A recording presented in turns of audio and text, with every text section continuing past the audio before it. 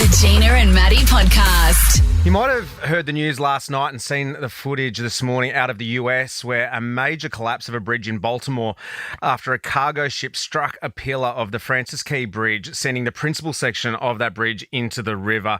We're going to cross to Channel 7's Mylee Hogan. She's their US correspondent. We've seen her doing all the reports on Channel 7 this morning from the location. But also this morning, US President Joe Biden held a press conference and he spoke about it as well.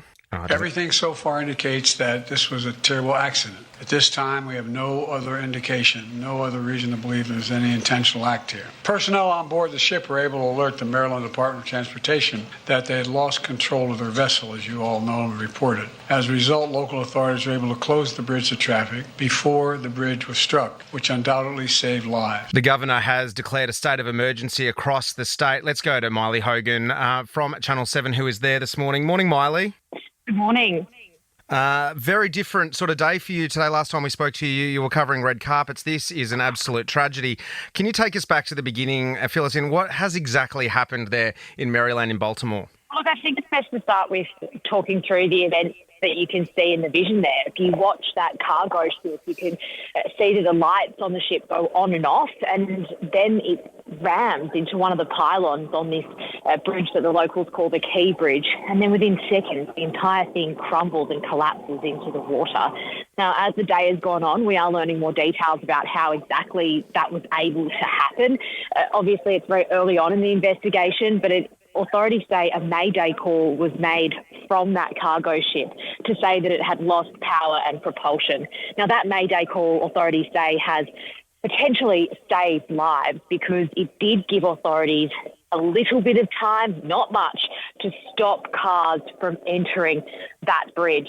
But what we know now is that construction workers were actually on that bridge. They were out of their vehicles working, filling in potholes, and there were 8 of them on the bridge at the time. 2 were saved from the water shortly after the collapse. The others were still missing, and authorities have confirmed now that they did find one body in the water around the bridge. This is a tragedy for the people of Maryland and Baltimore. It's one of their major roads too for interstate. So not only is that causing infrastructure chaos, also the tragedy of these lives lost. What's the mood like on the ground there, Mylee? You're there at the moment. How are the community reacting? Look, it's a lot of disbelief. I mean, looking at that vision, it's unbelievable to see that bridge collapse. There's a lot of vantage points around that bridge. It is the port here in Port Baltimore, so you can see people gathering at different points just to look out at what their city. It doesn't look familiar anymore. It's lost this massive structure that they were so used to seeing there, and they're grieving. They know that they've lost one person from their community. There are still 5 more missing in the water. We're going into about the 15th hour now of that search, so they are still holding out hope. But the conditions that people are facing in that water, it's frigid, around 8 degrees, strong currents. The fall from the bridge is about 56 metres.